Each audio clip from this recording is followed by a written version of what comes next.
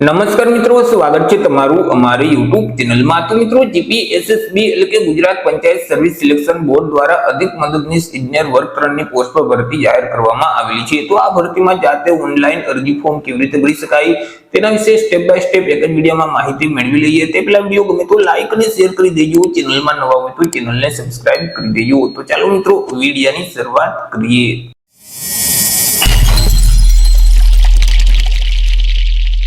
તો સૌથી પહેલા મિત્રો, તમારે તમારા મોબાઈલમાંથી અથવા તો લેપટોપ કે પીસીમાંથી કોઈ પણ એક ઇન્ટરનેટ બ્રાઉઝરને ઓપન કરવાનું રહેશે અને ત્યાં સર્ચ બોક્સમાં ટાઈપ કરવાનું રહેશે ઉજાસ। જેવું તમે ઉજાસ ટાઈપ કરી તમે તેને સર્ચ કરશો તો તમારી સામે આ મુજબની એક સ્ક્રીન ઓપન થઈ જશે કે જ્યાં ઉજાસની વેબસાઇટ તમને સૌથી પહેલા જોવા મળશે, ujas.gujarat.gov.in। તો તે વેબસાઇટ ઉપર તમારે ક્લિક કરવાનું રહેશે જેથી કરી ઉજાસનું જે પોર્ટલ છે તે ઓપન થઈ જશે। અહીં જે મેનુ આપેલ છે તેમાં જે ઓનલાઈન એપ્લિકેશનનો ઓપ્શન છે તેના ઉપર ક્લિક કરશો તો સબ મેનુ ઓપન થઈ જશે કે જેમાં સૌથી પહેલા જે એપ્લાયનો ઓપ્શન છે ત્યાં તમારે ક્લિક કરી દેવાનું રહેશે। એટલે મિત્રો, ફરીથી આ મુજબની સ્ક્રીન ઓપન થશે। અહીંથી મિત્રો તમારે ડિપાર્ટમેન્ટને સિલેક્ટ કરવાનું રહેશે। તો અહીં સૌથી પહેલા જીપીએસએસબી એટલે કે જે ગુજરાત પંચાયત સેવા પસંદગી બોર્ડ છે તો તેને તમારે સિલેક્ટ કરી દેવાનું રહેશે જેથી કરી જીપીએસએસબી દ્વારા જેટલી ભરતીમાં અરજી ફોર્મ શરૂ હશે તેનું એક લિસ્ટ ઓપન થઈ જશે। અત્યારે મિત્રો, ગુજરાત પંચાયત સેવા પસંદગી મંડળ દ્વારા એક જ પોસ્ટ પર ભરતી જાહેર કરવામાં આવેલી છે। અધિક મદદનીશ ઇજનેર સિવિલ વર્ગ 3 ની પોસ્ટ પર ભરતી બહાર પાડવામાં આવેલી છે। હવે આ જે ભરતી છે તેમાં મિત્રો અરજી ફોર્મ ભરવાની છેલ્લી તારીખ છે તે 6/11/2025 રહેશે। 6/11/2025 સુધીમાં તમારે અરજી કરી દેવાની રહેશે। ભરતીનું જો નોટિફિકેશન તમારે ડાઉનલોડ કરવું હોય તો તેની સામે જે ડિટેલનો ઓપ્શન છે તેના ઉપર ક્લિક કરશો તો નોટિફિકેશનની પીડીએફ ફાઇલ તમારા ડિવાઇસમાં ડાઉનલોડ થઈ જશે।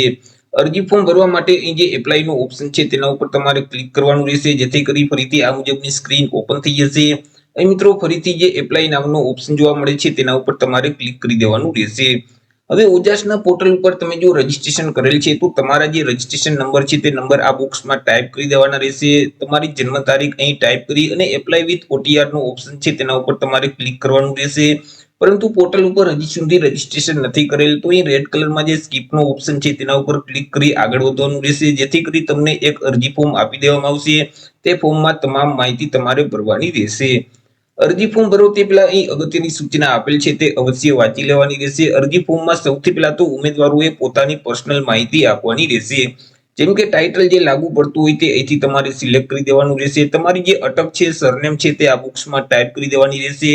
તમારું નામ અહીં ટાઈપ કરી પિતા કે પતિનું નામ આ બોક્સમાં ટાઈપ કરી દેવાનું રહેશે। માતાનું નામ અહીં ટાઈપ કરવાનું રહેશે। ત્યાર પછી તમારું જેન્ડર મેલ કે ફિમેલ સિલેક્ટ કરી અને ફરીથી જેન્ડરને સિલેક્ટ કરી દેવાનું રહેશે।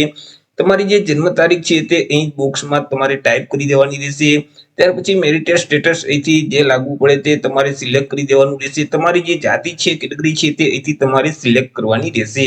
જો તમે અનામત વર્ગમાં આવતા હોય તો તમારી પાસે જે જાતિનો દાખલો છે તેની વિગત આપવાની રહેશે જેમ કે દાખલાના નંબર છે તે આ બોક્સમાં ટાઈપ કરી દેવાના રહેશે। તેમની તારીખ છે તે અહીં ટાઈપ કરી અને દાખલો કયા રાજ્યમાંથી મેળવેલ છે તે રાજ્યનું નામ અહીંથી તમારે સિલેક્ટ કરી દેવાનું રહેશે। જો તમે સામાજિક અને શૈક્ષણિક રીતે પછાત વર્ગ એટલે કે એસસીબીસી કેટેગરીમાં આવતા હોય તો તમારી પાસે જે નોન ક્રિમિનલ સર્ટિફિકેટ છે તેની વિગત પણ આપવાની રહેશે।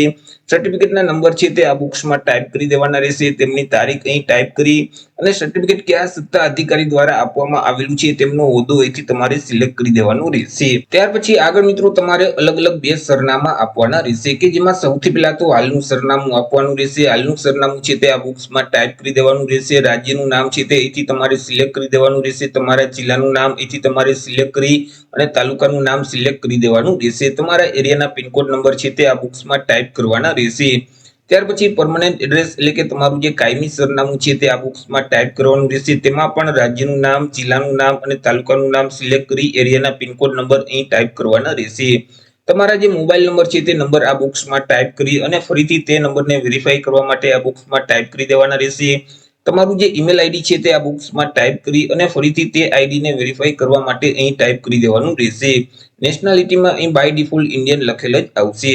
ત્યાર પછી તમારે અન્ય વિગત આપવાની રહેશે। હવે મિત્રો, તમે રમતગમતના વધારાના ગુણ મેળવવા માટે લાયકાત ધરાવતા હોય તો અહીં તમારે યસ સિલેક્ટ કરી અને રમતની વિગત છે તે આપવાની રહેશે જેમ કે તમે કઈ રમતમાં ભાગ લીધેલ છે તે રમતનું નામ અહીંથી તમારે સિલેક્ટ કરી દેવાનું રહેશે, તેમનું લેવલ સિલેક્ટ કરી અને કયા વર્ષમાં તમે રમતમાં ભાગ લીધેલ છે તે વર્ષ આ બોક્સમાં ટાઈપ કરી દેવાના રહેશે. તમારી પાસે જે રમતગમતનું પ્રમાણપત્ર છે તેમની તારીખ અહીં ટાઈપ કરી અને પ્રમાણપત્ર કયા સત્તા અધિકારી દ્વારા આપવામાં આવેલું છે તેમનો હોદ્દો અહીં ટાઈપ કરવાનો રહેશે. પરંતુ તમારી પાસે રમતગમતનું સર્ટિફિકેટ નથી, તમે રમતગમતના વધારાના ગુણ મેળવવા માટે લાયકાત નથી ધરાવતા, તો અહીં તમારે નો સિલેક્ટ જ રાખવાનું રહેશે. ત્યાર પછી તમે શારીરિક રીતે વિકલાંગ વ્યક્તિ છો કે કેમ? જો શારીરિક રીતે વિકલાંગ વ્યક્તિ હોય તો અહીં તમારે યસ સિલેક્ટ કરી દેવાનું રહેશે, જેથી કરી અહીં વિકલાંગતાનું એક લિસ્ટ છે તે તમને જોવા મળશે. તેમાં તમને જે વિકલાંગતા લાગુ પડતી હોય તો તેની સામે જે ચેકબોક્સ છે તેમાં તમારે ટીક કરી દેવાનું રહેશે અને વિકલાંગતાની ટકાવારી છે તે સામેના બોક્સમાં ટાઈપ કરી દેવાની રહેશે.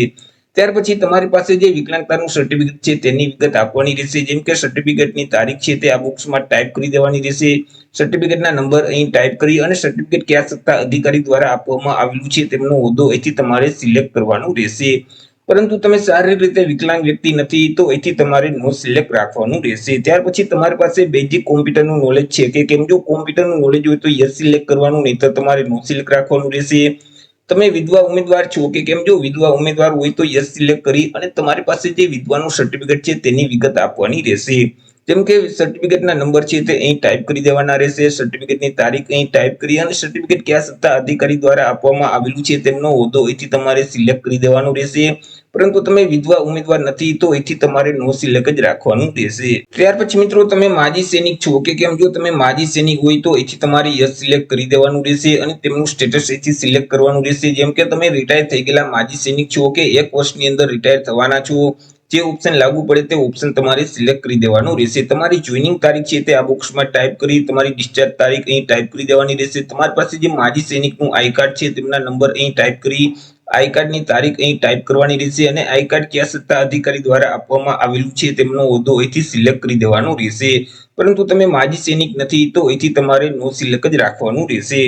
ત્યાર પછી મિત્રો તમે ગુજરાત રાજ્યમાં સરકારી કર્મચારી તરીકે ફરજ બજાવો છો કે કેમ? જો તમે ગુજરાત રાજ્યમાં સરકારી કર્મચારી તરીકે ફરજ બજાવતા હોય તો યસ સિલેક્ટ કરી દેવાનું રહેશે. તમારી જોઈનિંગ તારીખ છે તે આ બોક્સમાં ટાઈપ કરવાની રહેશે અને ખાતાનું નામ એટલે કે ડિપાર્ટમેન્ટનું નામ અહીં ટાઈપ કરવાનું રહેશે. પરંતુ તમે હાલ અત્યારે ગુજરાત રાજ્યમાં સરકારી કર્મચારી તરીકે ફરજ નથી બજાવતા તો અહીં તમારે નો સિલેક્ટ જ રાખવાનું રહેશે. ત્યાર પછી તમારે અલગ અલગ લેંગ્વેજની વિગત છે તે આપવાની રહેશે. અહીં તમને 3 લેંગ્વેજ જોવા મળશે, ઇંગ્લિશ, હિન્દી અને ગુજરાતી. હવે જે લેંગ્વેજ તમે મિત્રો વાંચી શકતા હોય તો તેની સામે જે ચેકબુક છે તેમાં તમારે ટીક કરી દેવાનું રહેશે. જે લેંગ્વેજ તમે લખી શકતા હોય તો તેની સામે જે ચેકબુક છે તેમાં ટીક કરવાનું રહેશે. જે લેંગ્વેજ તમે બોલી શકતા હોય તો તેની સામે જે ચેકબુક છે તેમાં તમારે ટીક કરવાનું રહેશે. ત્યાર પછી તમારે એજ્યુકેશન ક્વોલિફિકેશન એટલે કે શૈક્ષણિક લાયકાતની વિગત આપવાની રહેશે. અહીંથી તમે જે ડિગ્રી પાસ કરેલ છે તે ડિગ્રીનું નામ તમારે સિલેક્ટ કરી દેવાનું રહેશે. તેમાં મેળવેલ ટકાવારી છે તે આ બોક્સમાં ટાઈપ કરવાની રહેશે. મેળવેલ ક્લાસ સિલેક્ટ કરી અને યુનિવર્સિટી અથવા તો સંસ્થાનું નામ આ બોક્સમાં ટાઈપ કરી દેવાનું રહેશે. ત્યાર પછી રાજ્યનું નામ ટાઈપ કરી પાસિંગ યર આ બોક્સમાં ટાઈપ કરવાનું રહેશે. ત્યાર પછી ટોટલ ટ્રાય નંબર અહીં ટાઈપ કરી અને છેલ્લી એક્ઝામ તમે જે પાસ કરેલ છે તેમના સીટ નંબર અહીં ટાઈપ કરવાના રહેશે. નીચે તમને એક ડિક્લેરેશન જોવા મળશે, તેને વાંચી એક્સેપ્ટ કરવા માટે યસના બટન ઉપર ક્લિક કરી દેવાનું રહેશે. ત્યાર પછી સેવના બટન ઉપર ક્લિક કરવાનું રહેશે. જેવું મિત્રો તમે સેવના બટન ઉપર ક્લિક કરશો તો તમારી અરજી છે તે સેવ થઈ જશે. તમને એક અરજી નંબર આપી દેવામાં આવશે. ત્યાર પછી મિત્રો તે અરજી નંબર વડે આગળ તમારે ફોટો અને સિગ્નેચર અપલોડ કરવાના થશે.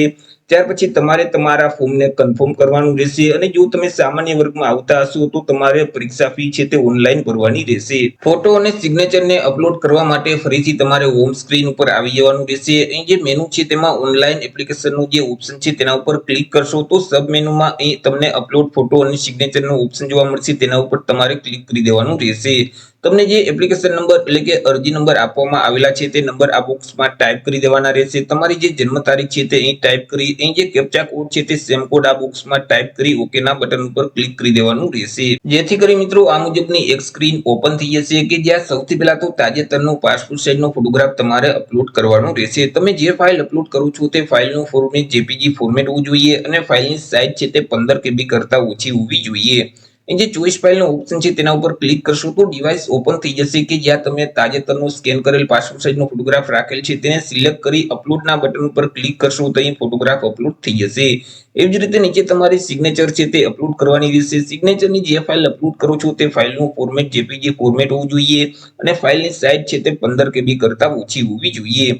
ચોઈસ ફાઇલનો ઓપ્શન છે તેના ઉપર ક્લિક કરી તમે સિગ્નેચરને સિલેક્ટ કરી દેશો। ત્યાર પછી અપલોડના બટન ઉપર ક્લિક કરશો તો અહીં સિગ્નેચર અપલોડ થઈ જશે। ફોટો અને સિગ્નેચરને અપલોડ કર્યા પછી આગળ તમારે તમારા ફોર્મને કન્ફર્મ કરવાનું રહેશે। જેના માટે ફરીથી હોમ સ્ક્રીન ઉપર આવી અહીં જે ઓનલાઈન એપ્લિકેશનનો ઓપ્શન છે તેના ઉપર ક્લિક કરશો તો સબ મેનુમાં અહીં તમને કન્ફર્મનો ઓપ્શન જોવા મળશે, તેના ઉપર ક્લિક કરવાનું રહેશે।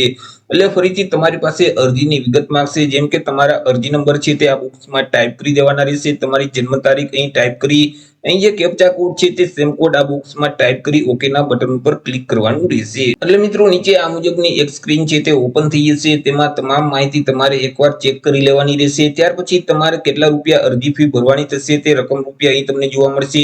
તમારા ફોર્મને કન્ફર્મ કરવા માટે અહીં જે કન્ફર્મ એપ્લિકેશનનો ઓપ્શન છે તેના ઉપર તમારે ક્લિક કરી દેવાનું રહેશે। જેવું તમે તેના ઉપર ક્લિક કરશો એટલે તમારું ફોર્મ છે તે ફાઇનલી સબમિટ થઈ જશે, કન્ફર્મ થઈ જશે। તમને એક કન્ફર્મેશન નંબર આપી દેવામાં આવશે, તે નંબર તમારે સાચવી રાખવાનો રહેશે। અરજીને કન્ફર્મ કર્યા પછી જો તમે સામાન્ય વર્ગમાં આવતા હશો તો તમારે 100 રૂપિયા અરજી ફી ભરવાની રહેશે। જેના માટે ફરીથી હોમ સ્ક્રીન ઉપર આવી અહીં જે મેનુમાં ફીનો ઓપ્શન છે તેના ઉપર ક્લિક કરશો તો અહીં તમને ઓપ્શન જોવા મળશે ઓનલાઈન અથવા પોસ્ટ ઓફિસ ચલણનો, તો તેના ઉપર તમારે ક્લિક કરવાનું રહેશે। એટલે ફરીથી આ મુજબની સ્ક્રીન ઓપન થઈ જશે। અહીંથી મિત્રો તમારે જે અધિક મદદનીશ ઇજનેરનો ઓપ્શન છે તેને તમારે સિલેક્ટ કરવાનો રહેશે। તમને જે કન્ફર્મેશન નંબર આપવામાં આવેલા છે તે નંબર આ બોક્સમાં ટાઈપ કરી દેવાના રહેશે। તમારી જન્મ તારીખ અહીં ટાઈપ કરી અહીં જે કેપ્ચા કોડ છે તે સેમ કોડ આ બોક્સમાં ટાઈપ કરી અને ઓનલાઈન પેમેન્ટ ઓફ ફીનો ઓપ્શન છે તેના ઉપર તમારે ક્લિક કરવાનું રહેશે। જેથી કરી તમારી પાસે બેંક ખાતાની વિગત છે તે માંગશે। તમે કોના માધ્યમથી પેમેન્ટ કરવા માંગો છો, જેમ કે નેટ બેન્કિંગ છે, ક્રેડિટ કાર્ડ છે, ડેબિટ કાર્ડ છે, યુપીઆઈ છે, જેના માધ્યમથી તમે પેમેન્ટ કરવા માંગતા હોય તે ઓપ્શન સિલેક્ટ કરી અને તમે બેંકની વિગત ફિલ કરી દેશો। ત્યાર પછી મિત્રો અહીં મેક પેમેન્ટનો નીચે ઓપ્શન જોવા મળશે, તેના ઉપર ક્લિક કરશો તો તમારી પરીક્ષા ફી છે તે ઓનલાઈન ભરાઈ જશે। ઓનલાઈન પરીક્ષા ફી ભર્યા પછી જો તમે તે રિસિપ્ટ ડાઉનલોડ કરવા માંગતા હોય તો અહીં જે ઓપ્શન છે ઓનલાઈન પેમેન્ટ રિસિપ્ટ તેના ઉપર ક્લિક કરશો તો તમે જે ફી ભરેલ છે તેની રિસિપ્ટની પીડીએફ ફાઇલ તમારા ડિવાઇસમાં ડાઉનલોડ થઈ જશે। ત્યાર પછી તમે જે ફોર્મ ભરેલ છે તેની પ્રિન્ટ કાઢવા માંગતા હોય તો અહીં તમને ઓપ્શન જોવા મળશે પ્રિન્ટ એપ્લિકેશન ફોર્મ, તેના ઉપર તમે ક્લિક કરશો તો ફોર્મની પીડીએફ ફાઇલ તમારા ડિવાઇસમાં ડાઉનલોડ થઈ જશે। તો એ રીતે મિત્રો જે ગુજરાત પંચાયત સેવા પસંદગી મંડળ દ્વારા જે અધિક મદદનીશ ઇજનેર વર્ગ 3 ની પોસ્ટ પર ભરતી જાહેર કરવામાં આવેલી છે તેમાં તમે જાતે જ ઓનલાઈન અરજી ફોર્મ ભરી શકો છો। તો આશા રાખું છું વિડીયો પસંદ પડ્યો હશે। વિડીયો પસંદ પડ્યો તો લાઈક અને શેર કરી દેજો। ચેનલમાં નવા હોય તો ચેનલને સબસ્ક્રાઇબ કરી દેજો। ફરી મળીશું એક નવા ટોપિક સાથે એક નવા જ વિડીયોમાં। ત્યાં સુધી જય હિન્દ, વંદે માતરમ।